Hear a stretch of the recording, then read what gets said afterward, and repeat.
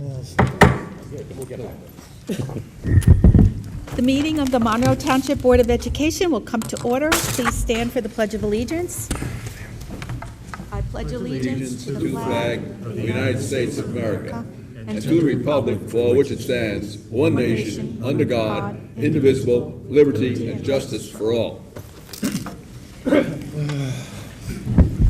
Mr. Gorski, may we please have a roll call?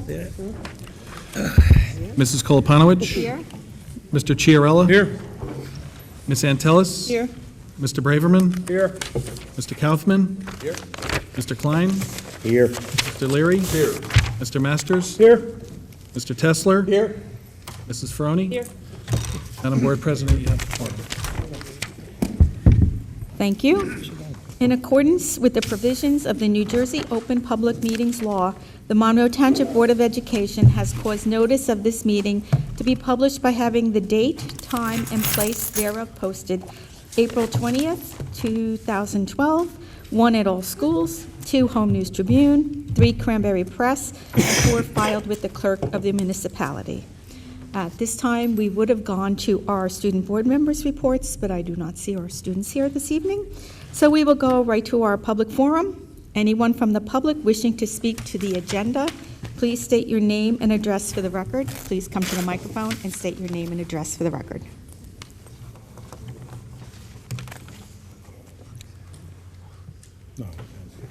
Okay, seeing no one, we'll close public forum, and we will go to the superintendent's. She didn't know she could. Change the mind. Is this have to? Okay. We will go to the superintendent's report with Dr. Hamilton. Moving too fast for me. Yep, nothing on the agenda. Okay, moving on to the superintendent's report. Before I get into my actual report, I know I stated it on Monday, but I'd like to again take a moment to thank the board for coming out on Monday for the training for the superintendent evaluation in response to my request. I appreciate that. I know it's not easy adding another night to your calendars. We also want to acknowledge our professional administrators today, Professional Administration Day, for all of our district secretaries who support all of our work. They are indeed our unsung heroes. And schools had different events to recognize those people today, and we had a very nice luncheon at Central Office today, sponsored by myself and Mike Gorski, Jeff, and Jerry Tague. I think everyone had a really nice time. Moving on to the superintendent's report, the enrollment report is listed there. You do see that even this late in the year, between February and March, an additional 22 students have enrolled in our district, and the highest number being at the Oak Tree, in the Oak Tree community. You also have the home instruction and the out-of-district placement report that's been included. Following that is the fire drill and lockdown drills that have been listed. One lockdown fire drill and one lockdown drill for each of our buildings. Moving on to the personnel report, Madam President and members of the Board of Education, it is recommended by the superintendent that personnel items A through V be approved by roll call vote. So moved. Second. Mr. Chiarella and Ms. Antelis, are there any comments or questions for the superintendent? Seeing none, we'll have a roll call. Mr. Gorski? Ms. Antelis? Yes. Mr. Braverman? Yes. Mr. Chiarella? Yes. Mrs. Ferroni? Yes. Mr. Kaufman? Mr. Klein? Yes. Mr. Leary? Yes. Mr. Masters? Yes. Mr. Tesler? Yes. Mrs. Koloponowicz? Yes. Madam Board President, personnel items A through V passes. Thank you. Moving on to board action items, Madam Board President and members of the Board of Education, it is recommended by the superintendent that board action items A through K be approved by roll call vote. Mr. Second. Chiarella, Mr. Masters. Again, any comments or questions for the superintendent? Seeing none, we'll have a roll call. Ms. Antelis? Yes. Mr. Braverman? Yes. Mr. Chiarella? Yes. Mrs. Ferroni? Mr. Kaufman? Mr. Klein? Yes. Mr. Leary? Yes. Mr. Masters? Yes. Mr. Tesler? Yes. Mrs. Koloponowicz? Yes. Madam Board President, board action items A through K passes. Thank you very much. Madam Board President, that concludes the superintendent's report. This is good. At this point, we'll go to number 8 on the agenda, the Business Administrator's Report with Mr. Gorski. Madam Board President and members of the Monroe Township Board of Education, it is recommended that board action items A through M be approved by consent. Roll call. Second. Mr. Kaufman, Ms. Antelis, are there any questions for Mr. Gorski? Mr. Klein? I meant to speak to Michael earlier. On I, insurance broker of record, the only thing that I ask is please check and see if George Norcross's companies are involved with this insurance company. I will do so. Any other questions? Then we will have a roll call. Ms. Antelis? Yes. Mr. Braverman? Yes. Mr. Chiarella? Yes. Mrs. Ferroni? Yes. Mr. Kaufman? Yes. Mr. Klein? Yes on everything except I. I'm going to abstain on I until we get that information. So noted. Mr. Leary? Yes. Mr. Masters? Yes. Mr. Tesler? Yes. Mrs. Koloponowicz? Yes, Madam Board President, board action items A through M passes. thank you. I guess we're up to number 9, the Board President's Report. I just have a couple of things today.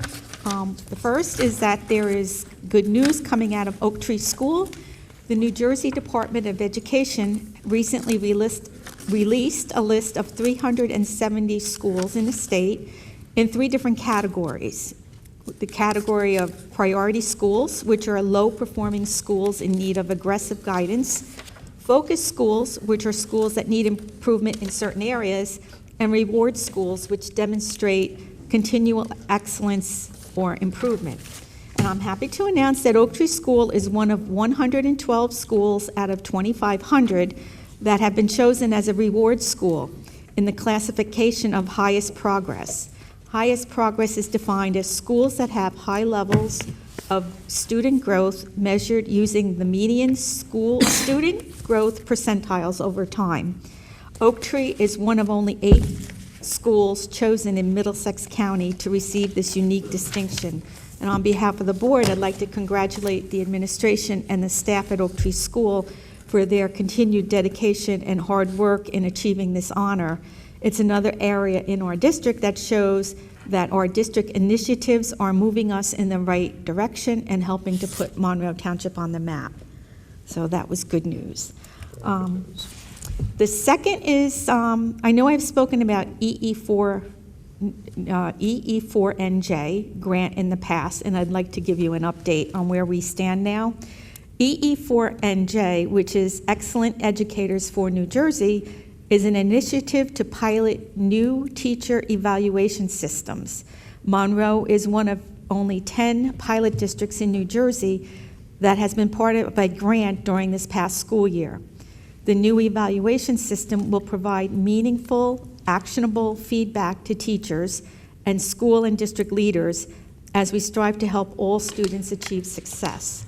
We believe our participation in this grant initiative will help to develop a universal evaluation system for the state, and we will be ahead of the curve when the time comes that this new evaluation goes into effect.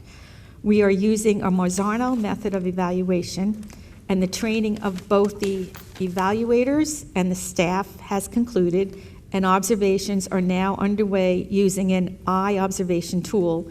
And so far, we're happy to say things are going very smoothly. So that is the extent of my president's report. So at this time, we will go to committee reports. Is there anyone from the board who has a committee they'd like to report on? Mr. Tesler. Yes, thank you. We had a personnel committee. I'll review what we discussed on that. Number 1, we got an update on EE4NJ, which you just went over. The second item is we got an update on the interviews for the district/head teacher for the employee child daycare center. Dr. Hamilton informed us that he and Marietta were in the process of interviewing candidates. So far, the pool was pretty impressive. Then candidates will be sent to the personnel committee, and then also the final candidates would be sent to the full board. Since this is a new position, we wanted to make sure the entire board were involved in this process. Excuse me. Third item was contract review, the business administrator and assistant superintendent. The template for the BA and assistant superintendent contracts and its cost analysis was presented to the committee. The committee supported the requirements for submission of the BA contract to the county office for review. The assistant supes contract is still in development, and it needs further adjustments before being sent to the county board office, and that will be presented to the personnel committee at its next meeting. Central office support staff negotiations is the last item. Dr. Hamilton asked the committee if they had any interest in changing the process for negotiating with this group. Currently, the process is that representatives of that bargaining unit will present their proposal to the superintendent and the BA. The superintendent and the BA will then prepare a counter proposal and share that counter proposal with the personnel committee. And then meet with the bargaining unit representatives and submit a final agreement to the committee, then to the full board. The committee was comfortable with this process and supported moving forward in the same manner as we did in the past. And that concludes the Personnel Committee report. Thank you. Are there any questions for Mr. Tesler? Okay, does anyone else have a committee to report on? Mr. Masters? We had a Buildings and Grounds meeting on the 17th. The Brookside Roof Project is coming along. We're actually going to wind up saving about $80,000 by leaving some of the trim in place. On the flip side, we do have to replace some of the footings for the bleachers. It's going to cost us about $35,000 to replace the cement footings. The autism classroom is coming along nicely. We're still waiting on DOE approval. We have to spend about $20,000 to fence in a basin next to the high school right over there. We've switched to a mostly organic fertilizer program for most of the grounds in the district. Most of the play areas actually have no chemicals on them whatsoever. Applegarth, we're started discussing a community ad hoc committee that's still under discussion, and we've actually given away more of the old Applegarth furniture to another school. That's it.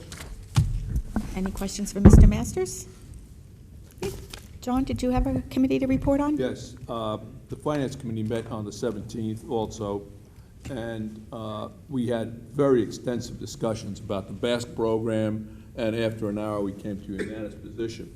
And it is recommended that the members of the Monroe Township Board of Education approve the lease agreement terms delineated in the lease agreement between Monroe Township Board of Education and the BASC Network Incorporated as Monroe BASC with regard the use of Monroe Township schools as unanimously recommended by the Finance Committee on April 17th, 2012, and hereby authorize the Business Administrative Board Secretary to execute said lease agreement for the period commencing September 1st, 2012 and ending June 30th, 2015. Second, motion by Mr. Leary, second by Mr. Tesler. I believe everybody has a copy of or had a copy emailed to them of the BASC contract. Are there any comments or questions? Mr. Braverman?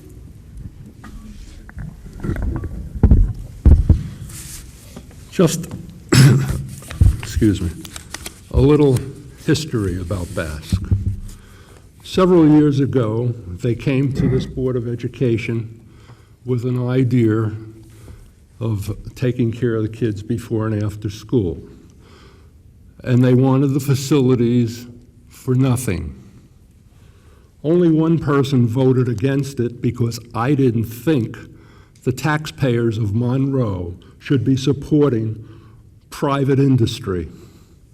There were a little applause from the audience, but not much. Interestingly enough, the reason why they said they couldn't afford to pay rent was because they didn't make any money. They were just doing this for the good of the community. A few years went by, and then they agreed that they would pay about, I think it was $1,000 or $2,000, I forget. Well, about a year ago, when Mr. Kaufman was president of the board, we were talking about income, money, and et cetera, et cetera.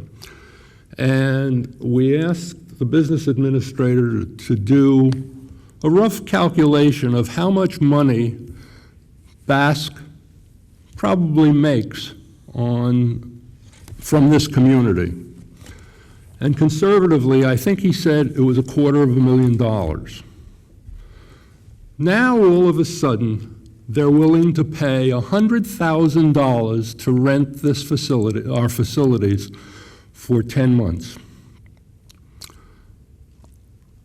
Interestingly enough, the town hall heard that we were thinking of running our own program, and then within days or a couple of weeks, 2 women, the principals of the Basque program, came and met with our administrators and threatened that if we ran the program instead of them, there'll be 400 parents in our audience, and they'll be ranting and raving that they want the program run by Basque.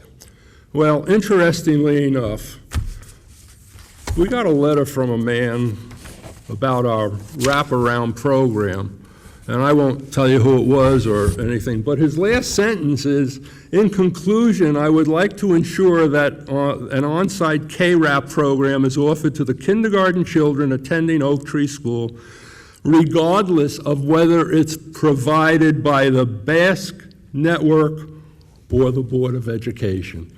And quite frankly, I think the Board of Education's staff are professional educators, and they can run it a heck of a lot better than a lot of babysitters that are hired by a private organization. Now I'd like to speak in terms of the contract. Excuse me, it's not public forum, but board members have the right to speak. The lease agreement talks about facilities, but specifically it doesn't talk about any particular facility. So does that mean they can come into any building and use any of the rooms that they want to use? That was my first question when I was looking at this contract.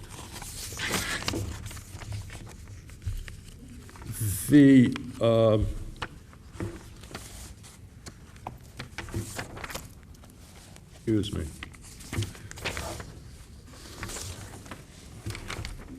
The tuition that they talk about in the contract. They agree not to raise tuition during the term of this agreement by more than Basque's usual yearly increase that covers increases in operating costs. What are those operating costs?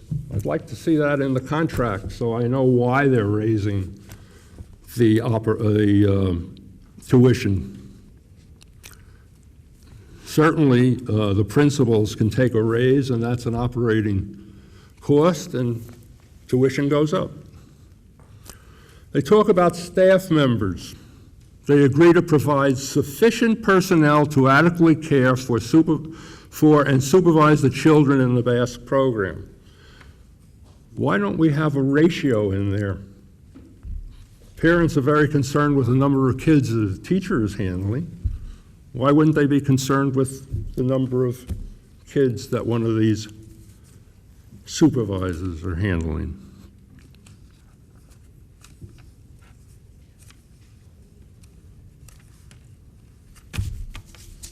Are those your questions, Mr. Brink? One minute. Okay. I think also the insurance policy shall have limits not less than $1 million, combined bodily injury and property damage, $2 million in the general aggregate. I think that's very low in today's you know what I mean, society.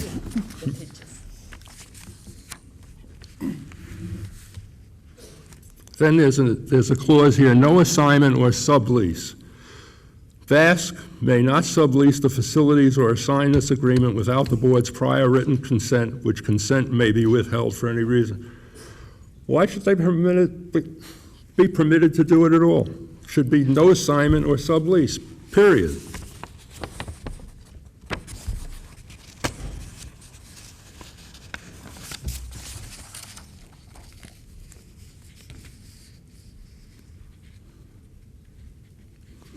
Now, validity of the lease. I'm not a lawyer, But it says, if a clause or provision of this agreement is legally invalid, the remainder of this agreement remains in effect. That breaks the contract, doesn't it? If they're not fulfilling it?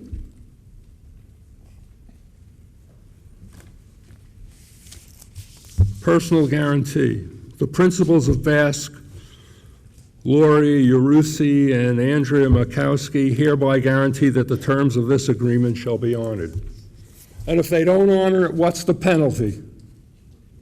There's no penalty here. That's it. So, as you might know from my few comments, I'm not supporting this. Ms. Antelis? Yeah, I, like Mr. Braverman, have a little bit of a problem with this, too. Being on the board for many years, I remember times asking Dr. Ferry to ask the Basque program for payment for using our facility. And every time we heard, if we give you money, we're going to raise the rates for the parents. And this board does not want to hurt parents, so therefore we would always back down. Now, all of a sudden, $100,000 a year. There's 3 employees of Basque that live near me who knocked on my door, who told me that they were told by Basque that if the Monroe Board of Education took it over, that our paraprofessionals who were yearning for more hours would be given the positions. I don't remember this board ever discussing that. And those employees told me they would much rather work for Monroe Township. About the money. Okay, so it's $100,000, which is great, but if they're making $250,000, why shouldn't we make that money? We can lower the cost to parents if we have to and still keep $100,000. We can put money away for capital projects such as roofs. I believe that the Monroe Board of Education should be running this program, and therefore I will not be supporting it. Anyone else? Mr. Masters? Just to, not to pile on, but the only issue I had when I read it was with the operating costs, like Mr. Braverman said. I don't think it's good to tie an business entity's revenue, because that's what you're doing, to unspecified operating costs without putting a cap on it. So like Mr. Braverman said, you can hire another principal, you could hire 5 more teachers, those are operating costs, and they'll pass it on to the parents. I would have loved to see a cap in there or some wording to that effect. Anyone else? Mr. Just a quick question. While I was there in the Hoffman? finance meeting to talk about the spirit of the underlining agreement, some points that were brought up were pretty valid. Who is the author of the contract? Is it the Board of Ed or is it Basque? Mr. Gorski? Previous to this contract, or what's now referred to as the lease agreement, we had a less extensive contract in place since 2004. The terms and restrictions and legalese in the current version were designed in collaboration between our board attorney and me today and previous. And Mr. Braverman brought up some points that I'll be happy to answer about the contract's particulars, and if I overlook any, please forgive me and remind me what those were. Currently, Basque serves the following schools: Barclay Brook, Brookside, Woodland, Mill Lake, and Oak Tree, and the 6th grade at the middle school. And the reason that these facilities were not specified in the agreement was pursuant to the Finance Committee, where it was recommended that we consider creating a committee with Basque and with parents to look at the expansion of the program into other schools. So I didn't want to design this contract to be so prohibitive to that consideration. It was left open that the board could entertain Basque at any of the school facilities. That was, again, to protect the board. As far as the increase to the rates over the 3-year contractual term. BASC had agreed in the Finance Committee meeting where it was open up for them to participate that they would agree to not pass the charge of the $100,000 lease to the parents, and that they would restrict the lease to CPI or related cost of living or cost of material increases. I took the technical terms of CPI out and I made it more broad to include any increased costs, just to ease the contract a bit, but I think it certainly exercises the point in the language that was discussed in the Finance Committee meeting, so to not have BASC pass through this charge to the parents. The insurance policy is actually more defined in the current legal agreement than it was previously. Previously, it referred to the use of building form where it asks for $1 million in aggregate policy. Here it at least defines the amounts a little further, and I did run this by our insurance agent today, G.R. Murray, and they were quite satisfied with the agreement, as was our attorney.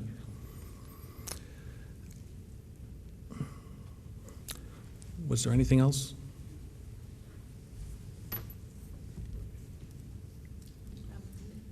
Mr. Masters, your question again? No. No, what was your question? Oh, it was about the tying the revenues into the unspecified operating costs, which is, he kind of explained it with the CPI.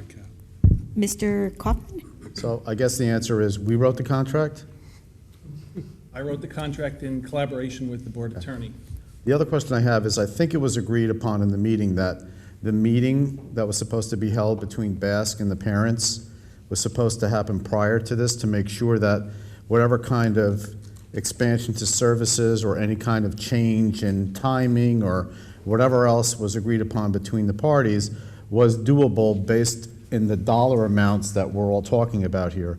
I can assume then that that meeting didn't happen prior to this meeting? There has been no meeting between set up, has there? There has been no meeting. I don't recall a requirement from the Finance Committee to schedule a meeting prior to the drafting of the contract.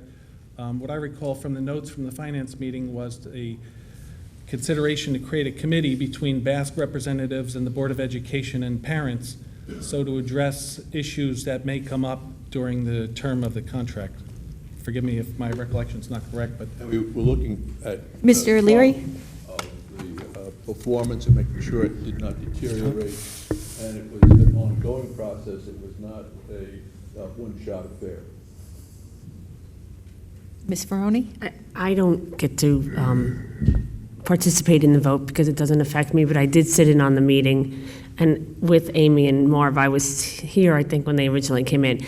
We did discuss the issues of money being given to the board in prior years and being told that they would forward those costs on to the parents. And in defense of the women that came from BASC, they said that was never conveyed to them in the prior years. So the other thing was the time, which I think Mike is what Mr. Kaufman's referring to, that they would be able to work out the time in the morning with the parents. They would work all that out as far as starting earlier at 6:15 or 6:30 to accommodate more of the parents.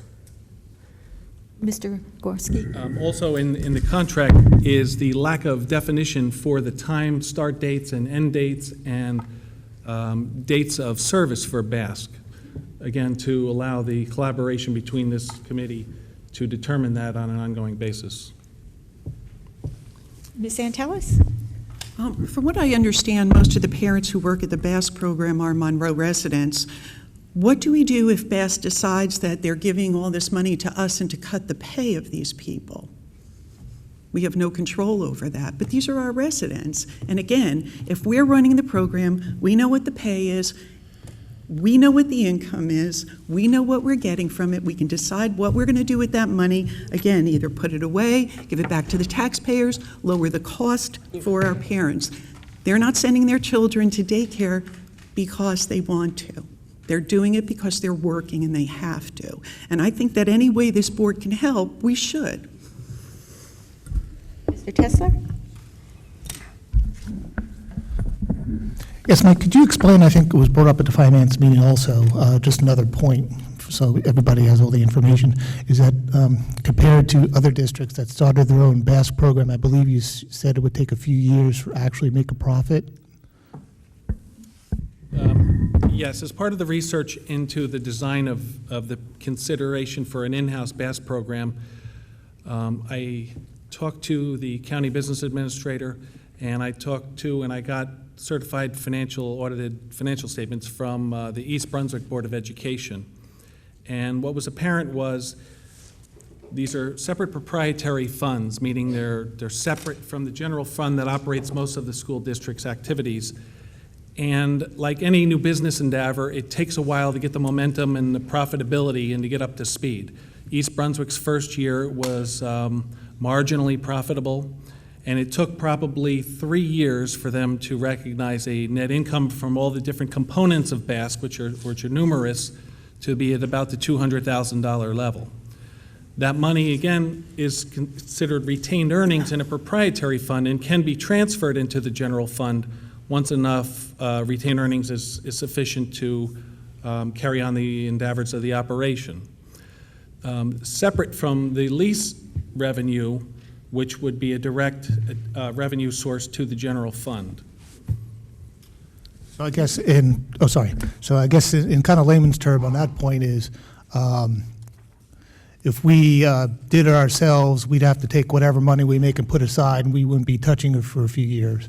If we go ahead with the contract, we'll be able to recognize, at least in the first 3 years, the $100,000 immediately and use it. That's correct? That's correct. The administration would make every effort to make this as profitable right off the bat as possible. Right. But as was the recommendation of our board auditor and the county executive business administrator, they both suggested that you build up a retained earnings while you grow the profitability of the endeavor to sustain itself and repay the loan back to the general fund for the inception costs prior to any contribution back to the general fund. The one main concern I'm having about not supporting, so I'd like to move forward with the contract, at least give them a chance for the next 3 years, because I'm thinking we have a lot of things going on next year. We're moving into Applegarth. We're starting the daycare program, and I believe, starting this up the same year, maybe biting off a little more we can chew. Not that we couldn't, but, if we don't have to, I'd rather see us give this a go for 3 years, recognize $100,000, and revisit it again in 3 years. Plus, reading the contract, either party does have a right to terminate it within 60 days. So, if we see after the first year next summer, comes around and we're not happy with it, we do have the right to terminate it and move on our own next year before the term of the contract is up. Is that correct? Yes, sir. Okay, thank you. Mr. Klein? Though I don't serve on the committee, I was at the committee meeting, and I listened to the presentation made by the young ladies from BASC. A lot of what has been said already, a lot of it happened before I was on the board, but part of it I do remember. I think we have to come down to what is best for the residents and for the children. And of what I've seen with BASC, it's a winning program. Whoa. You almost never get that. Almost never?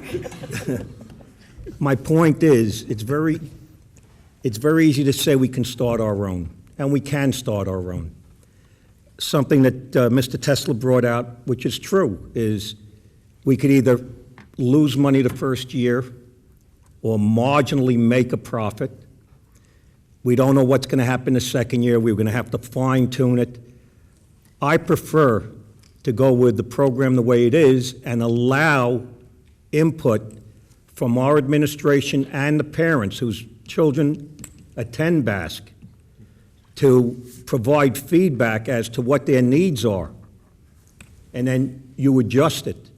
I do not want to see raises to the parents. If you want to talk cost of living, absolutely right.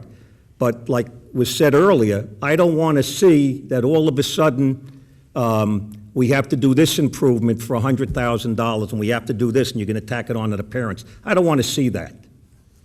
What you're entitled to, absolutely, and I'm sure the parents will go along with that. But based on the presentation that I heard, and what I know about Basque, and speaking to some of the parents who have children involved, I would rather see us continue with Basque and work as a team instead of working against one another, and keep the program a winner or improve upon it and make it the best ever. That's my opinion. Ms. Antelis?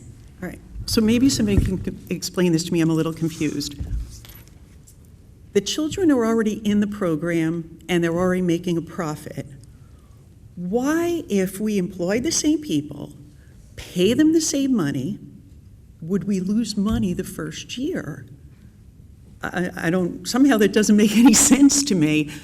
If they're bringing in that profit, these children are already in the school, and I seriously doubt parents are going to say, oh, the Board of Ed is running it, get the kid out. They're already here. They're already coming to our school. But when you mention, Mr. Klein? So Mr. Klein? Ms. Antelis has the floor. oh, I'm sorry. So I don't really understand. And Mr. Klein, I don't think we would be working against them. I think we'd be working for the children and the parents of Monroe. Now, the point Mr. that you Klein? brought out, which I would like an explanation, is, and I think we spoke about this at one of the meetings, there's no guarantee that the people that are employed by Basque are going to go to us. They may go into another school district and take them, so there's no guarantee that we're going to have the same leadership in Basque here.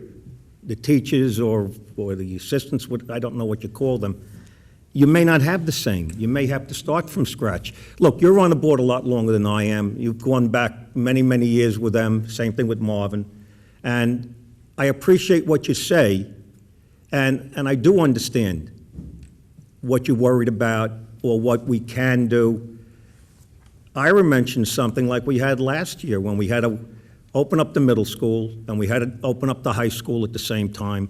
Now you have Applegarth opening up, and then we're going to start with the daycare, and then if we were to start with an after-school and preschool program, is that a lot for us to handle at this point?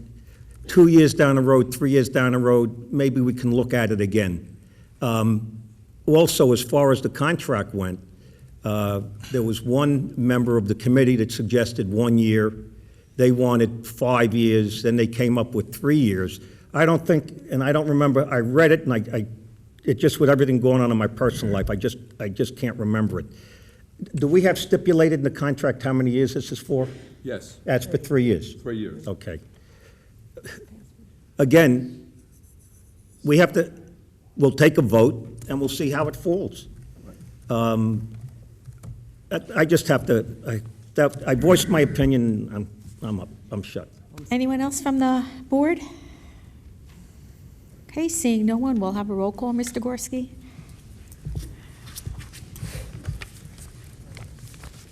Ms. Antelis? No. Mr. Braverman? No. Mr. Chiarella? Yes. Ms. Ferroni? Mr. Kaufman? Yes. Mr. Klein? Yes. Mr. Leary? Yes. Mr. Masters? Yes. Mr. Tesler? Yes. Mrs. Koloponowicz? Yes, Madam Board President, motion passed. thank you.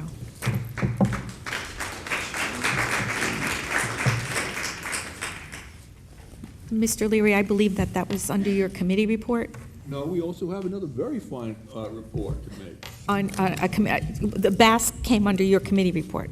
Yes. Okay. Now I have another item to talk about Okay. in the finance. Very That- good. That over the period, Do you have a microphone? oh, pardon me, I'm sorry. Okay. Just give me a second to grab some notes here. Let's see, okay. We did refinancing, and it was completed what, today, Mike? We closed on the bonds and the transaction today. Okay, so it's late-breaking news. And it resulted in $2.5 million through the year 2029. And It's on a principal of $62.2 million. And as Mike said, with rates as low as they are, we'll never see that kind of savings unless the interest rate becomes zero. And I think that Mike is to be commended for shepherding this thing through, because for a couple of days there, it was bobbing up and down, and he snagged it right at the right time in the right place. Speech. Now, does that conclude your report? That concludes my report. Is there any other committee reports from Mr. Kaufman? Yes, we had a curriculum meeting this evening. It was, as all curriculum meetings, very exciting and thought-provoking. Before, it used to be the technology committee, right? All right, I digress. The items that we talked about this evening were the basic skills proposal to incorporate the basic skills program at second grade from an after-school component to an in-class what would you call it? Program? Pushing. Push-in, really? All right, push-in. So we're going to pilot that, I believe, this September, do some benchmarking to see how successful it is and determine whether we can move forward with other grades in coming years after we take a look at how well this performed.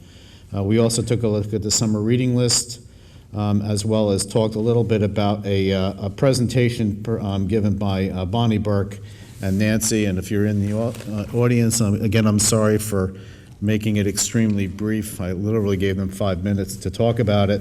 But we were presented with a green living proposal to do hydroponics here in the high school to be able to grow some of the vegetables that we use on a daily basis in the school.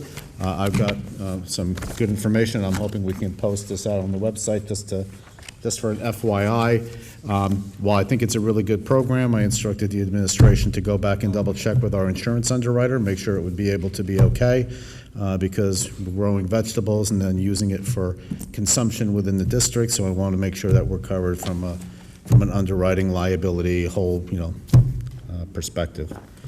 And what else? Course of studies on the website. Course of studies is on the website. Course of studies is on the website. Thank you. And I asked the team to give us an update on the iPad program for the next curriculum meeting. So that's it. Anyone else with a committee report? Seeing none, then we will go to other Board of Education business. Mr. Klein. Favorite subject. What was it, 4 months ago, I said I'd never speak about it again. I finally received a letter from the state Supreme Court from the supervising head attorney, not the clerks, the head attorney. And what I had asked briefly in my last letter was a hearing in front of a representative from the Supreme Court where Dr. Hamilton and Mr. Gorski and our financial heads of the committee plead our case. And the answer I got, and I didn't take the letter with me because I came here from the hospital, basically what they said is, we are not allowed to bring up anything at the Supreme Court level. We have to file suit, which I've been asking for, as you know, for a year and a half, in the appellate division. And no matter what the decision that's made at the appellate division, we then have a right to file with the Supreme Court, to file a case with the Supreme Court for them to hear and hear our pleas.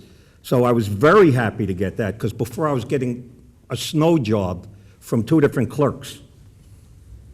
The last thing is, all I've heard since the last meeting was about our district, our board, having to cut zero-period busing and after-school busing. That's all I hear. People stop me at the stores, and they stop me at the doctor's office. I would like to know, if people are so angry, did they send letters out? Did they send letters to the New Jersey Board of Education? Did they send letters out to Governor Christie? We are being penalized because we were over adequacy. In other words, they want us to be run-of-the-mill like the average, below average school district. And when we do something like this for the betterment of our students in our district, we're penalized.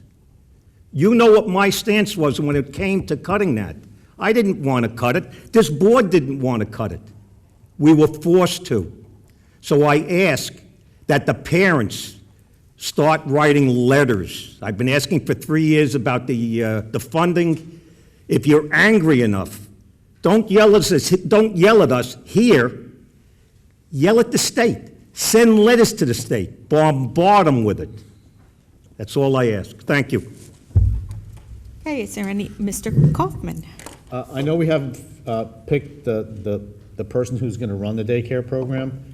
I just want to make sure, September is like right around the corner. I want to make sure from the administration's perspective that other than the person who's running it, we know all the things that what we're going to do, how we're going to provide it, where they're going to go, all the other things behind it.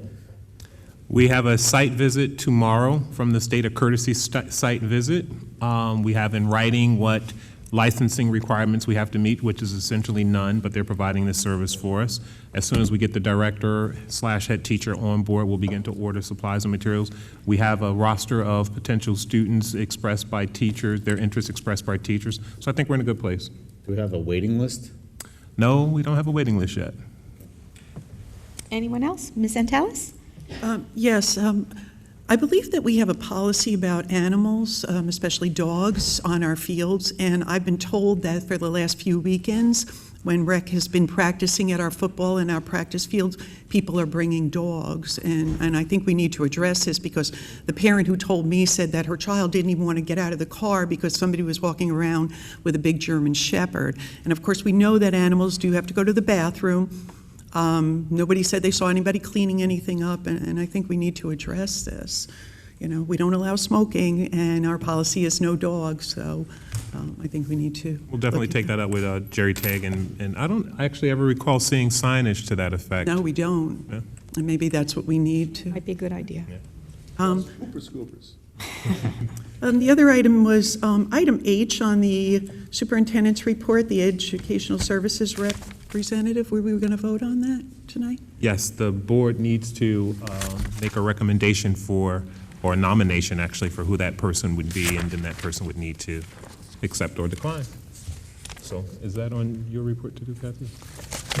No, it's on yours. I guess we skipped over it. It should be corrected to the Middlesex Regional Educational Service Commission, MRESC. I had a note here Is somewhere. anybody interested in that position? Amy. Oh, I recommend again. Amy. you're going to nominate Amy? I nominate her. Santel? Oh. That was easy. Aye, done, next. All in favor? Aye. Opposed? Congratulations, Amy. I'm glad you brought that up. She's our new Middlesex Regional Educational Services Commission representative. And I think you handled that last year, too. Yes. Thank you very much.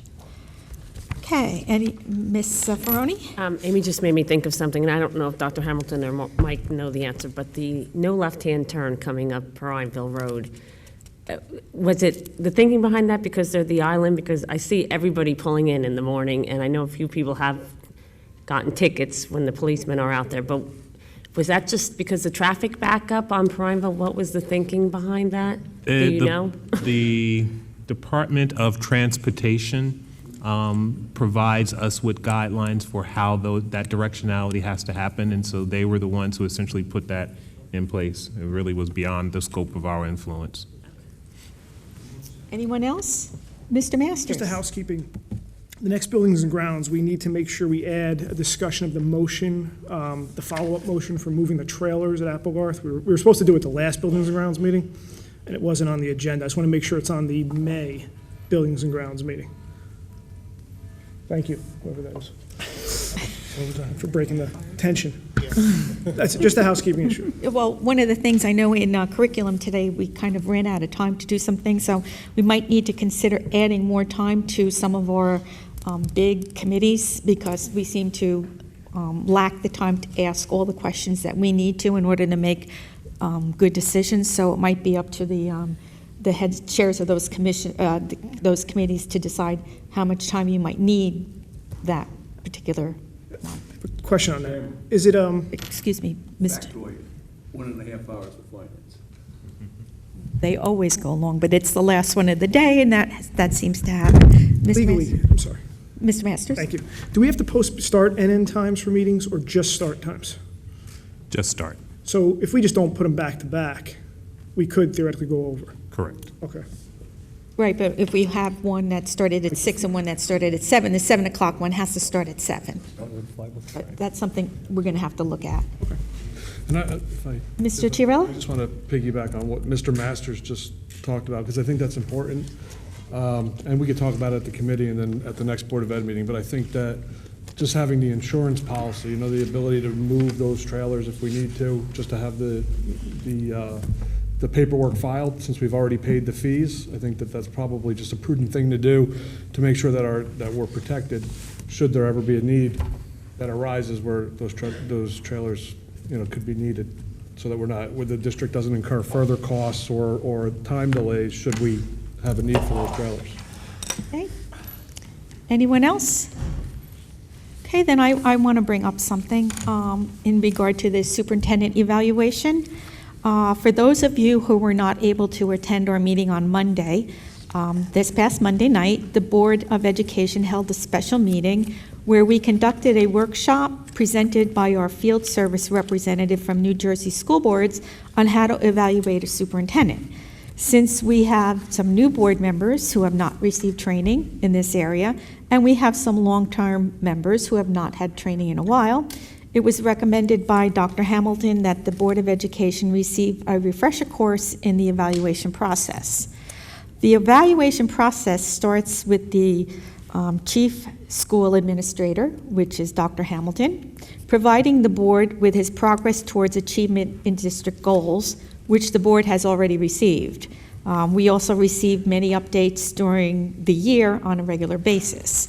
The Chief School Administrator then fills out his portion of an evaluation form, which is then given to board members for them to complete the evaluation anonymously, either online or in district. The results of the evaluations are compiled and given to the board president. At a future Board of Education meeting, after the board president receives the evaluations, the board will meet in executive session to discuss the results of the evaluation without the superintendent in attendance. After that discussion, a written summary, which is based on the majority opinion of the board, will be done by the president and the vice president of the board. A written summary will be given to the Chief School Administrator, and then a summary meeting will be held with Dr. Hamilton and the board in executive session. The evaluation concludes with a written report that is signed by both the superintendent and the board president. And I believe that's what the process that we were given the other day. So this evening, the board will be discussing how we would like to conduct this evaluation and the timeline in doing so. Since the evaluation is supposed to be completed by April 30th of each year, it is pretty obvious that we're not going to be able to do that this year and hold on to that timeline. So Dr. Hamilton has agreed to give the board permission in writing to extend the date of completion of the evaluation. Unfortunately, due to conflict of interest, both Ms. Antelis and Mr. Kaufman will not be able to participate in any part of the evaluation process. So at this time, I want to open up to the board for any comments or questions or discussion on how you would like to see the evaluation process go and a timeline. Mr. Tesler? I would like to see it online, as recommended by our field rep for the New Jersey School Boards. I think doing it online and filling out the form online prevents things from getting lost in the mail. We know who completed it and we know who didn't. And the first step would be Dr. Hamilton filling out his part, turning it over to us, and then we fill out all our parts and then submit it to you. So I think it'll streamline the process if we did it online. That's my opinion, since I'm the techie guy. I think we probably have enough time. Our next board meeting is in 2 weeks. So I'm getting a big no. So I guess, I think that would be pretty difficult Pretty to difficult get for it 2 back weeks, for so- discussion on the 9th. so either we would, I think we surely have enough time to do it by the June board meeting, or have a special board meeting maybe toward the end of May. Exactly, So because we I- can meet our timeline. Well, we're later ready, but we can maybe get a jump on it. So I guess probably having a special meeting just to discuss the evaluation toward the end of May, maybe in 4 weeks, Yeah, would be enough I time. don't mean to interrupt you, but between May 9th and June 20th, we don't have a scheduled board meeting, so it might be a good idea to put another Stick one something in in the there. middle. So those are my comments. Okay, Mr. Chiarella? Yeah, I want to thank Dr. Hamilton for doing this, because we also had to extend this last year. I think it's going to be incumbent upon the board, on all of us, to move on that as quickly as possible, only because I think that's what's right, considering that, this is the second year where this has happened. And I understand that there's, we're going to do some things differently and maybe make a better, more well-rounded review process for all of us, so that it's smooth, it goes smoothly, and we all understand. But I just think it's important for us to do the right thing by Dr. Hamilton also, since he's being good enough to extend this. Anyone else? Mr. Leary? I was confined for 6 weeks, and I became available on the 17th of April, and so I see a need definitely for an extension. And I'm an old fogey, and I prefer longhand and a pad of paper. Okay. Anyone else? Mr. Braverman? Yeah, if you remember, I asked a couple of questions about rating Dr. Hamilton on the form. And if you remember the form, it said commendable, exceptional, average, et cetera, et cetera. And then I asked if the proper thing to do is to average all the scores, and she said no, and she gave a fairly valid reason for not doing that. So I was giving that some thought, and since probably all of us don't define commendable or exceptional the same way, and the way the whole thing is operated is Dr. Hamilton will be rating himself first, and then we get the form. Would it be beneficial if we just rated it as agree or disagree? If you disagree, you simply tell them why. If you agree, there's not much to do. I thought that would simplify it. Well, that would simplify it, and it would also be changing the form that school boards uses, that we use from school boards. That's simple enough. Just cross off the 5 items and put agree and disagree. Mr. Masters? The only issue I have with that is, from what I'm experienced doing, is you have to equate, eventually you have to equate, it comes down to money. And using those numbers to money is a lot easier than using agree or disagrees to equate it to money.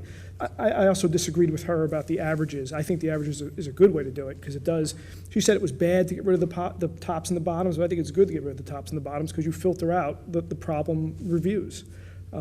So I'm disagreeing with you. I'm saying we shouldn't have a 2 yes or no or agree and disagree. I think we should have the 5 level. But I do agree with the commendable stuff, I agree, that's kind of, it's fancy words. We might want to boil that down to something a little easier to understand, because you're right, I have probably a very drastically different view of commendable than a lot of people do. And I don't want that to impact Dr. Hamilton, because, Right, well, because it we can will. have that discussion too, as she said, is because the 5 categories, starting from the bottom, is not observed, unsatisfactory, needs improvement, meets expectations, and commendable. So we can have that discussion as to what you feel each of those categories represents.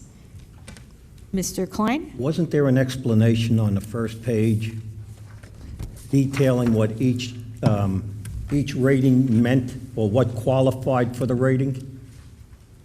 Yes, there is. Right. Because the same way, this type of evaluation that she showed, and like we used last year, is very similar to the evaluation that's used for other employees, other staff people, where it's not just yes and no, or doing the job, not doing the job. There's an in-between, and some things are going to fall in between. You don't want to say, well, it's no good, when in reality it may be proficient. So that's why I like the way that is. The full explanation, which is like the one that's used for our staff members, it explains what each rating, what meets the qualifications for the rating. And then it's up to us to justify what we give. And then we have comments on the bottom, and as she said, it's very, very important for us to put comments in. So if it's an excellent response, whoever rates it that way should put the comments why it's excellent. If there are problems, there have to be comments. And then when it's put together at the end of this process, then at least we have a solid report, good, bad, and ugly, that will go to the superintendent.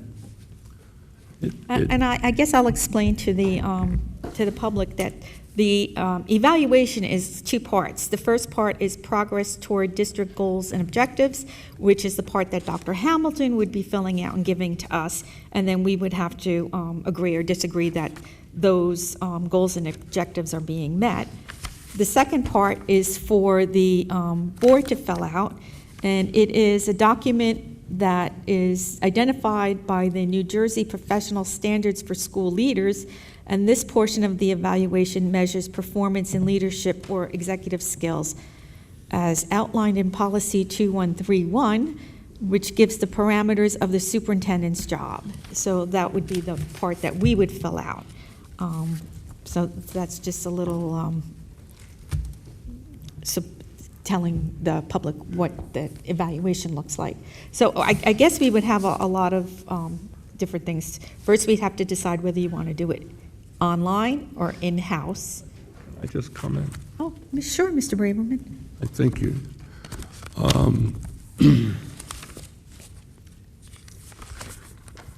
It doesn't bother me that a lot of you disagree with me, because over the years you usually come around. We could start with the number of meetings we have every month. We could start with a lot of other things. But anyway, and I'm not being, the ratings, commendable, meets expectations. You're right, they're all defined, but you would interpret a definition differently than I would, because I would expect everything he does to meet expectations. I would expect that he is commendable, because if he's not, I think we should get rid of him. I want the best. And that's the difference. So no matter what the definition says, we still would look at it differently. Interpretation. And in terms of the increase, I think that's built into the contract. Anybody? So where do we want to go from here? Do we want to do it online? Do we want to do it in-house? Because what happens when we do it online is, and I'm not a tech person, so online is not good for me. But you fill out it, and it anonymously goes to the school boards. They compile everything that you write, and it gets sent to the board president. When it's done in district, it's done the same way, only they get sent to Mike Gorski's office anonymously, and then they get sent to me, and I do the compiling and the analysis. Either way, I won't know who's sending me anything. So they're both anonymous. Does school boards charge for that service? We pay school Part of boards, the I believe, It's part of it, right? It's not an Yes. additional, I think we should do it online. Mr. Tirella? I think we should do it online also. I think it, even though I'm old and I could. You are. Miss Maroney? I'm a little more IT savvy than you, just a little, but Jamesburg does theirs online. It's very easy and painless, which I am all about painless. Okay, so would we agree, because we don't really have to make motions, and that we would be doing it online? Mr. Braverman? Would that be okay? Having been an educator. Yes, Mr. I served for 7 years on the Middlesex Regional Education Service Commission, and I was. Oh, John. Could you please? I'm sorry. I, Start over again. okay. I served for 7 years on the Middlesex Regional Educational Service Commission, and I was a member of the executive committee that did this work, because there was 25 directors. And we did it manually. Mark Finkelstein gave us each a book this thick that answered all the questions that are being asked. And then we reviewed it, and then we sat down with him and said, good job, bad job, needs improvement here. And so I'm going to stick with my old fogey approach. Well, unfortunately, we're all going to have to do it the same way. Okay, if force majeure, I respectfully will do it, but I'm just saying. Because it would make it very. My druthers are, do it the old fogey way. Yeah, but Still meeting with Dr. Hamilton in the end, anyway. yeah. So it's just a matter of doing it online and coming to me, or doing it manual and coming to me. Mr. Klein? How do I use a computer? Yeah. No, I'm kidding. So we'll agree that we'll do it online? Yes. So now, do we want to have a timeline where we want this completed? Yes. Which would be nice. I think if we can add another meeting in May, we can have the board discussion in May, and then by the June meeting, or if we have a June meeting instead of at the end of May, we'll be able to have this completed with Dr. Hamilton. Is that good? When are we off from? We're off. So what works? Or what's the first week in June? That's not good. Well, that would work. Do you have a date? Either the 23rd or?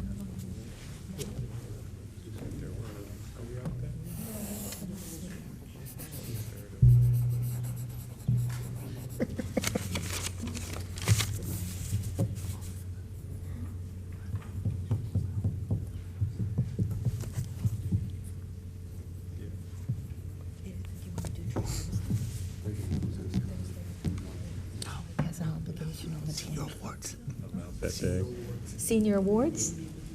Oh, this is going to work out well. How about the 22nd of May? That works. Does the 22nd, Tuesday the 22nd work? No? Mike? Sorry. What's the award? Okay. How about the first week in June? How about June 5th or June 7th? Yes.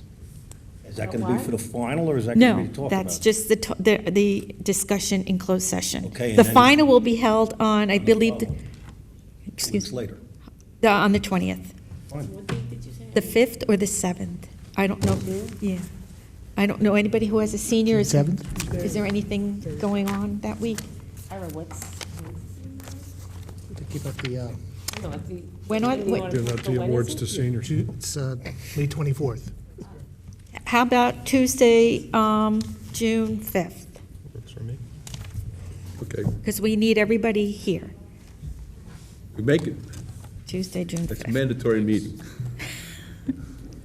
And that was the goal in this meeting? Well, that would be when we get back all the evaluations, and it would be a discussion with the board. And then So we you would. need everybody to submit before then? Yes. That would be a good idea. And then if Dr. Hamilton can get his evals done by Monday, maybe, send it to the board. No? Now you're under the. Or tomorrow. Stay tonight. Well, Well, actually, we- it's the superintendent's action plan, so Yeah. it's essentially like- done. Yeah, and then I guess that would be, how about May 1st?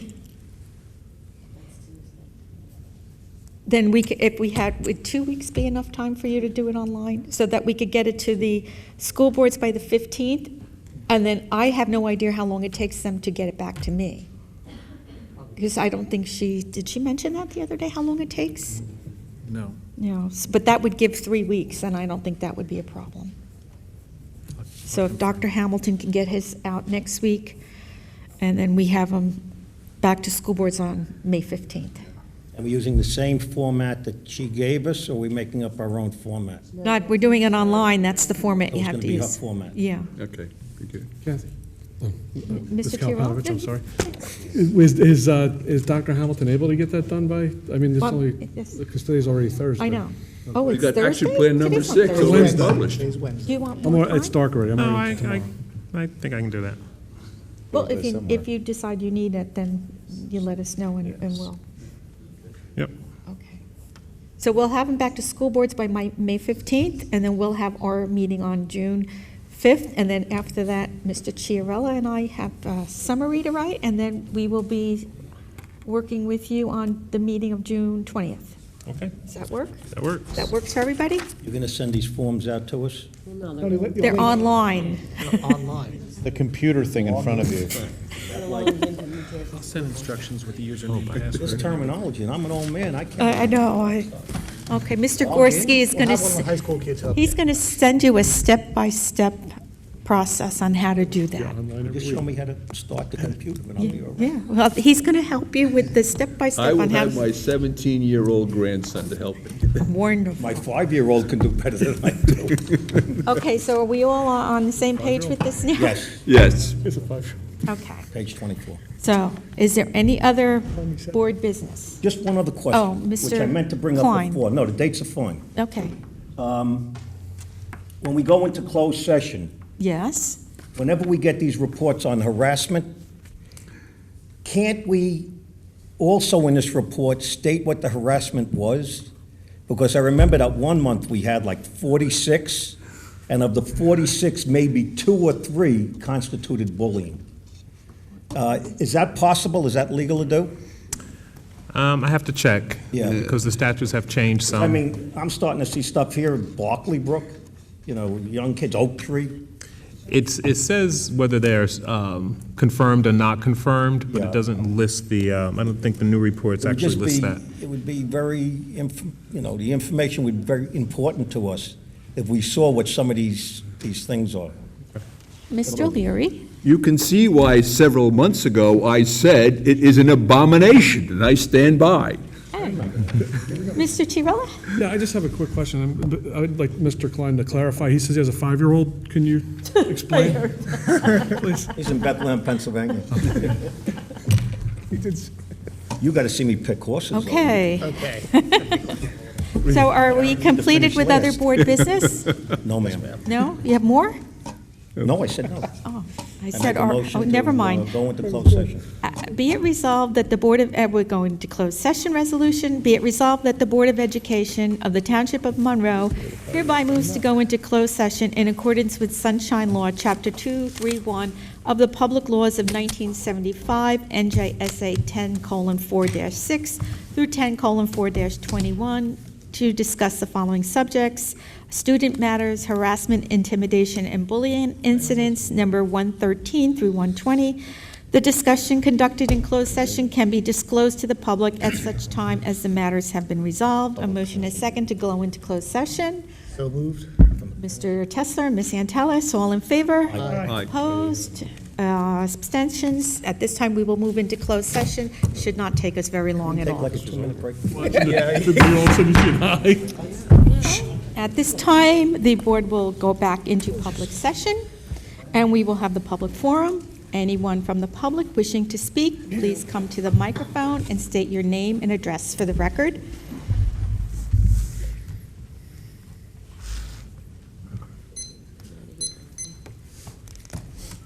Jennifer Hijack, 12 Sycamore Court. I guess my comments were probably supposed to happen at the beginning of the meeting, but I didn't know you were going to be discussing BASC under a committee report, so I didn't know that was part of the agenda. I think a lot of the parents would have liked that opportunity to speak, but it went so fast we didn't understand because in the agenda it didn't specifically mention BASC being discussed. So it would have been nice to be able to voice our opinions before your vote. My comments tonight need to be considered, though, if and when you ever do consider taking over the BASC program, in case I'm not here to speak in the future. I have used the BASC program for the past 10 years, and I'm very happy with the program. My child enjoys going and is very well cared for by an excellent staff. I hear that the board is looking to simplify and make the program less flexible. That was the wording I was given from Andrea and the other girl who works from BASC. If the takeover is being done strictly as a moneymaker, which I'm gathering from this side of the board table, especially from Ms. Intel, she keeps saying she's so worried about the working parent. Well, please listen to me. I speak for many working parents. If it's strictly going to be a moneymaker, I would think that considering last month's decision that this board came to cut the late-run busing that severely affected working parents that you didn't seem to care very much about last month, should provide you with plenty of money that you should not need to target the same group of students and parents 2 months in a row. For those of you parents, and many of them left, who might not be aware, because you have younger children who are not yet in the middle school or the high schools, this board decided at the last meeting to do away with all courtesy busing and clubs for clubs and sports effective September 2012. Don't worry, Dr. Hamilton feels that is not going to be a problem and participation should not decline because parents could simply form carpools. As BASC parents, many of you here work, and I hope you will find it easy to arrange a carpool for your child to be able to participate in after-school activities. As for myself, my son's very best friends are his BASC friends. Those are the children who he spends many, many hours with year after year after year, regardless of what class he's in. All of these children who he's friends with have working parents, and they will find themselves in the same predicament as I am. I ask the board to stop targeting the same group of students over and over, whether it be by doing away entirely with services or altering programs that we as working parents are very dependent upon. Ever since I spoke at the last meeting, many people have approached me asking what we can do to raise money that we need to keep the buses. I would like to submit something that goes very much in line with such of the board members who said over here about charging BASC to use facilities. According to this email I got, there are many things that use our facilities, such as the rec department, Girl Scouts, even Monroe Community Church apparently uses Barclay Brook on Sundays.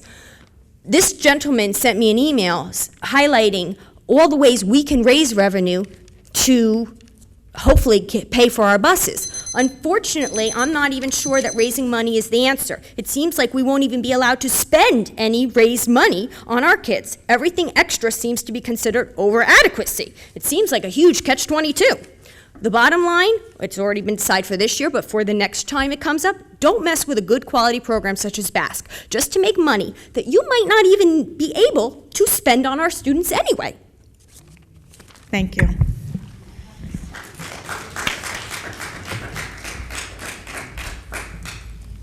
Is there anyone else from the public?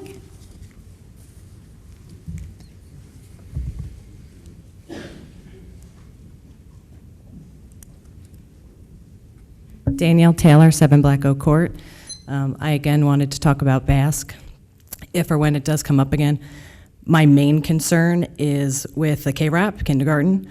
I think that it's a conflict of interest, and I don't think that you should profit off of kindergarten, and that's something I should be provided for free. I think if you're going to do the program, we should get full-day kindergarten for free. I also personally know that East Brunswick thing that you looked into, their program that they run, is awful from other parents that I've heard of that are in the program. I just want to let you know that. Thank you. Thank you. Anyone else from the public? Jennifer Williams, 359 Buccaloo Avenue. Dr. Hamilton has already received emails from me regarding BASC, so I apologize that you have to hear this all again. But just for everybody, first of all, I'm highly offended by you just calling it a babysitting service. It is not just a babysitting service. I'd like for Ms. Carmella to stand up. Stand up. You need to be recognized. Because My daughter's been in the program for 3 years. She had a difficult transition from going from a full-day daycare where they had naps.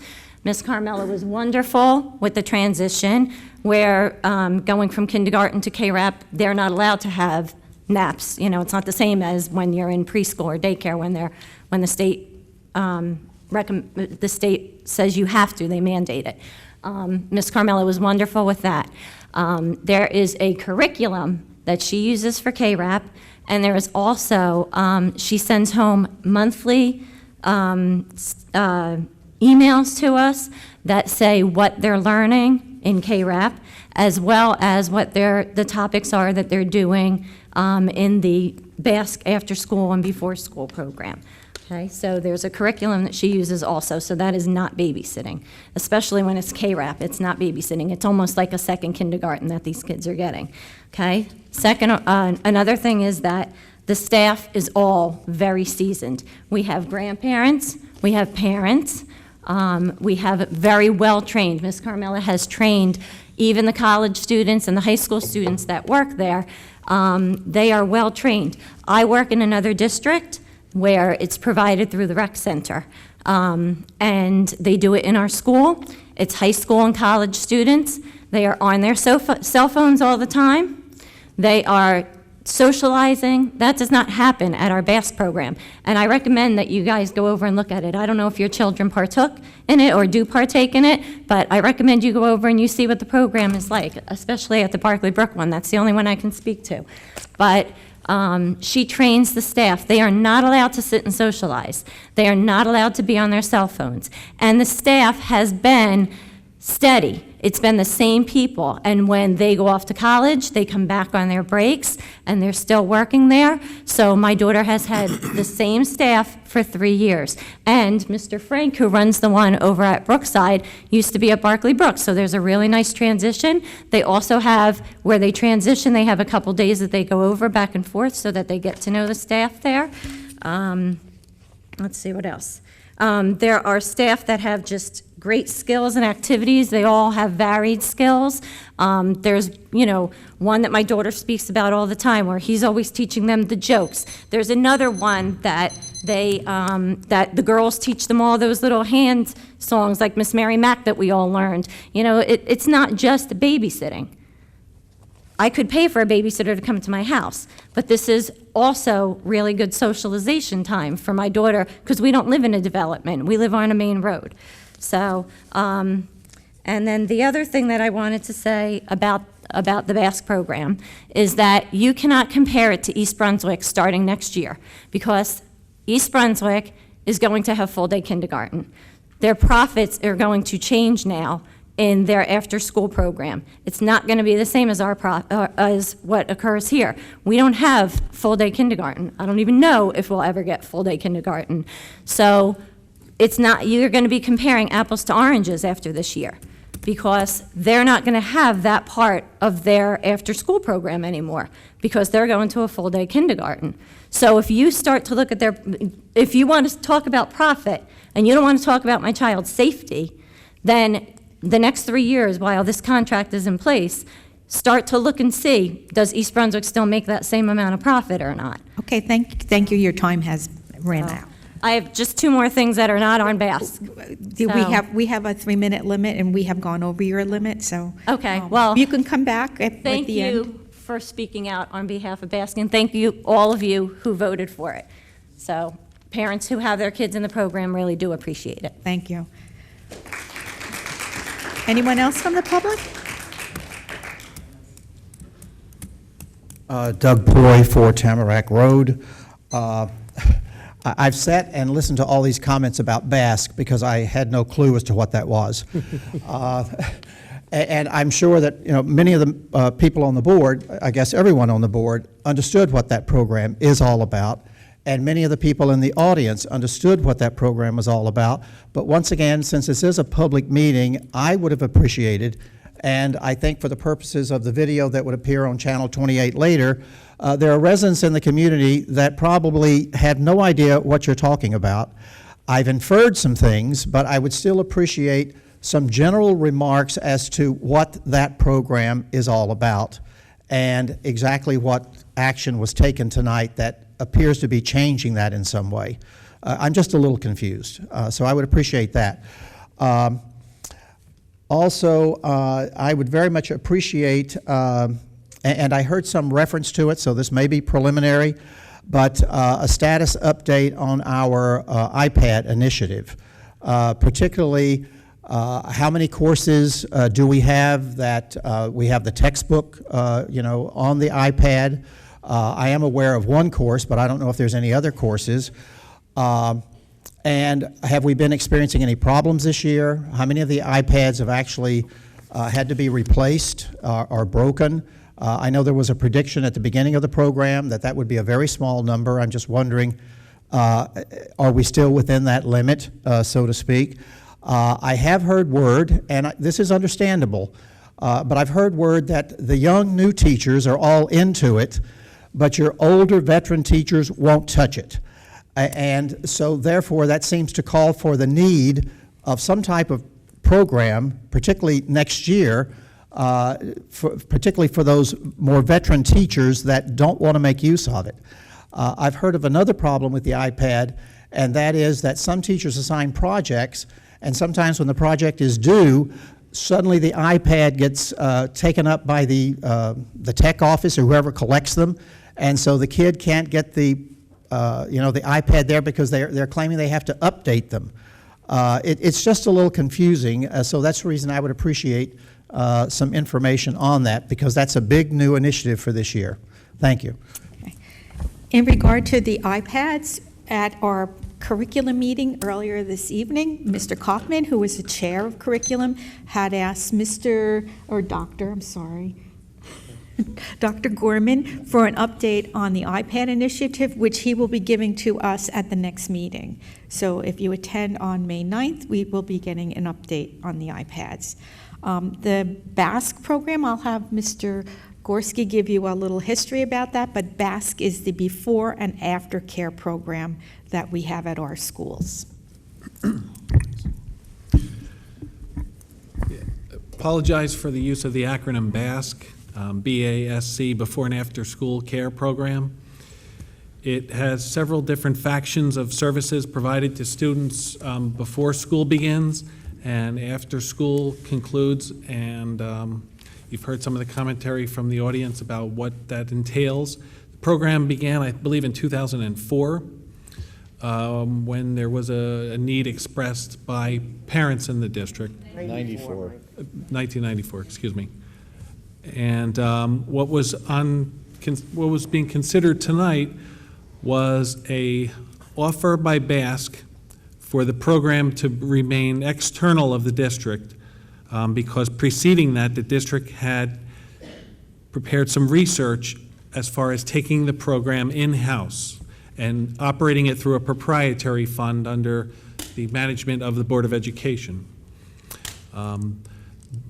Dr. Hamilton and I met with BASC at the Finance Committee meeting last week, where we presented BASC with a counteroffer of $100,000 each year for the next 3 years, which BASC agreed to, and that was voted affirmatively by the Board of Education tonight to allow the before and after school care program to continue to operate under BASC Incorporated. Okay, is there anyone else from the public wishing to speak? Good evening, Tom Notestein, 15 Nathaniel Street. First question, why wasn't the agenda on the website tonight? That's the first question. Was the agenda not on the website? I didn't check.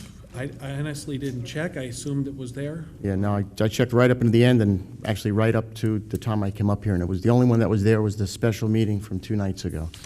So we have to really, it's imperative that gets up there because a lot of us like to see that before we come to the meeting, if we're even going to attend or not. We'll make sure it's on for the next meeting. I appreciate that. With regards to the before and after school care, once again, I have to applaud the board. I know that there's not any member on this board that thinks that the BASC is a poorly done program. That's exactly the opposite of what the board was trying to convey tonight, especially the 2 people that voted against it. Their concerns, as my concerns are, is that this is a private industry. There's other providers out there that may even be able to do a better job than BASC, but you have excluded them from even being allowed to bid on this process. This is basically a non-competitive bid that you have awarded tonight, and I don't even think that's illegal to do that. You are giving them, without anybody else negotiating on this contract, you actually, the board here has a need, and that need is a before and after school care provider. But what you've done tonight, you've actually taken a monopoly and you've approved that monopoly, and you didn't even ask to see if there's any other better providers out there. Was there a specification that was given to BASC as to the minimum level of service that this board requires? Hey, was there? Yes. Okay, was that bid to someone, was that requested overall? Let me go to your first question regarding the competitive nature of the contract. The before and after school care operation has been, since inception, been approved by the board and been exempt by the bidding process, as it has been considered a extraordinary unspecifiable service. And under that exemption, bid specs for this particular endeavor would have been difficult to prepare because of the type of proposal, and would be unpractical because of the specific design of services that BASC provides and the limited amount of competition that could be foreseen to bid on the program. I mean, this has been in effect since '94. I would think between now and between now and '94, we should have been able to write a spec at this point. I could understand it when it was implemented in '94, we didn't have anything to go on. But we certainly know what we want based on what they're providing. Why could that not have been in a bid spec and put out for a bid? I think this board would probably feel better about that themselves, because we know we might be able to get a better price for the parents. If, for example, the Board of Education was offering the utility of the high school baseball fence for an advertising sign, that would certainly fall under the bidding requirements, because you have multiple vendors who seek the same interest and could, in a competitive nature, benefit the board by such a process. Because of the nature, the fee structure, the services provided, the professional licensures that are involved by BASC, that is deemed impractical and has been discussed with board counsel and has been in effect since inception again. But couldn't it have at least been put out for bid? And if what you're saying is true, no one would bid on it. And I know for myself, I'd feel much better knowing that, hey, you know what? They are the only provider. It certainly could have, but the extraordinary unidentifiable service exemption is such to avoid unnecessary expenses for the Board of Education and the impracticality of bidding where it's unforeseeable that you would have any competition to bid on such a service because of its very design in nature, and because the development of bid specs would also be an additional unnecessary expense in that particular instance. Well, okay, I see where you're coming from, but my concern also is, we've all heard the expression, too big to fail. If they mismanage their funds and go out of business tomorrow, we're left in quite the lurch from what you're telling me, because there's nobody in this whole state that could come in and provide that service. Is that accurate? I believe that is accurate, and the parents would be back in the same boat that they started in. So isn't that even more of an impetus to have it taken over by the board? It's not for me to comment on. That should be food for thought for all these board members, because too big to fail, we've heard that. And here's a perfect example of the perfect storm where this board is setting that up to potentially happen. Thank you for your time. Thank you. Anyone else from the public?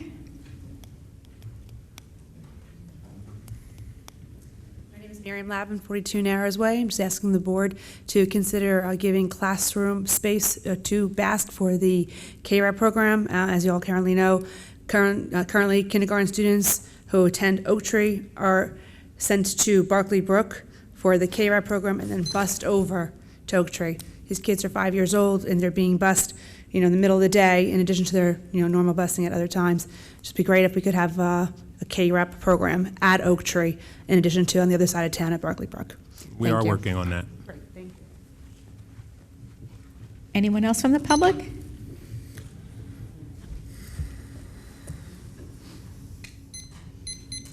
Krista Scheid, 8 Foreman Avenue. Being an employee of BASC since 1994 and also going to the schools in Monroe, I would just like to say that I would like to invite anyone, and also I'd like to say I'm now, although I was a babysitter at the age of 12, now being a certified teacher and running the K-REP program at Mill Lake, I would like to invite anyone at any time to come see the wonderful work that we do for the children. And I'm glad that the board did vote the way they did, and it's a shame that you'd consider ever getting rid of any of us. Thank you. Thank you. Anyone else from the public?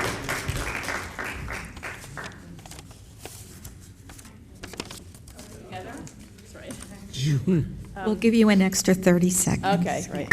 Andrea Makowski, and this is Lori Urusi. Right. We are the owners that have been referred to at BASC. We just wanted to very briefly thank the board for allowing us to stay for at least 3 more years, and we hope it's a lot longer than that. But just since we're on public record, and I don't know if we'll have this opportunity, we just wanted to clear up a couple of points that we feel are important. Number one, the origin. We didn't come to Monroe and ask if we could run our program here for no money. We were asked to come in. It was perpetuated by the mayor's office at that time through the rec center and then through the Board of Ed. So we were invited to come and give a presentation to the board. We were then accepted. We didn't come to you and say, can we just use your space for free? At no time ever were we asked to pay more rent, and we said, no, we can't afford it. That's a rumor that's been going around for a long time, and the part about, because then we'd have to pass that along to the parents, again, that's a rumor we've heard for years. Absolutely never happened.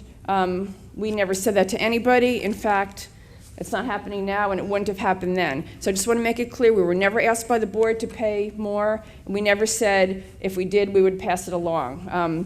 And I understand that you've heard that, because we've heard it too, and we told the Finance Committee last week that that's a rumor that's been buzzing, untrue. So I just wanted to clear our name there, that whenever in the past we were asked for an increase by Mr. Holliday, we've always agreed, because we know that's the way business is done.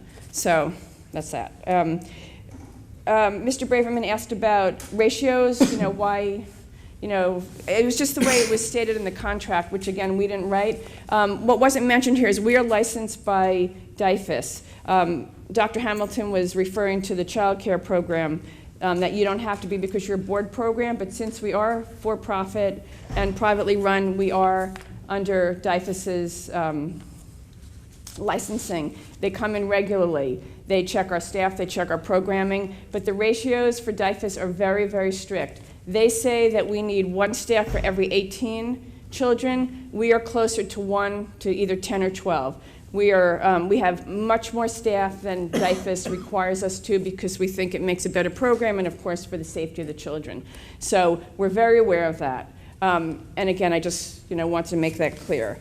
We will not be firing staff. We love our staff. This is a business that's not going to go out of business. We're in 18 schools in New Jersey. We've been doing this since 1994. Lori and myself grew this business, and we're not just 2 moms who run. I don't want to say that word again.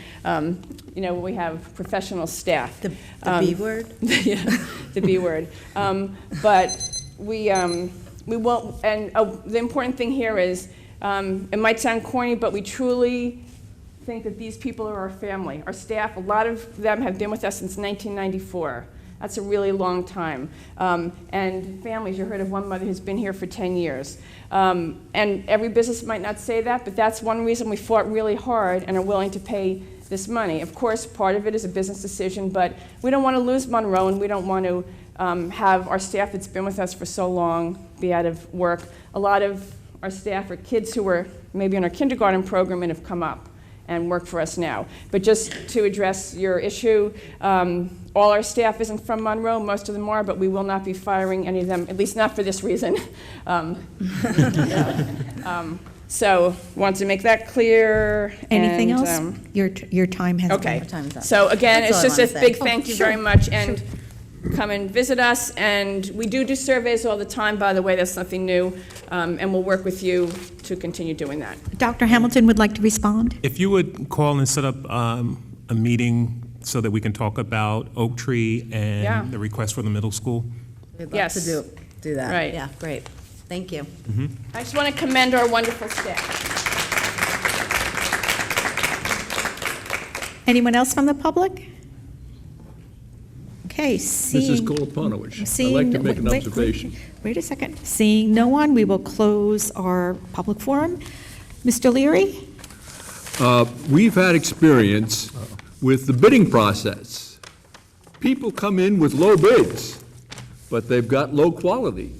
They have held up the construction of schools. We've had to have lawyers go work hammers and tongs. I much prefer quality over low price. Said, as clearly demonstrated by these women, this is a high-quality program, and we should stick with it. Mr. Gorski?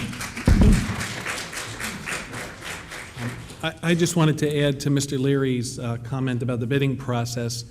The business office and in conjunction with the superintendent and administration prides ourselves on compliance with all bidding and quoting laws in the district. We put many things out to quote that we're not required to, just to seek the better price. We buy under state contract quite often by going out for competitive quotes. And we saved over $350,000 this year by joining a countywide purchasing consortium for supplies.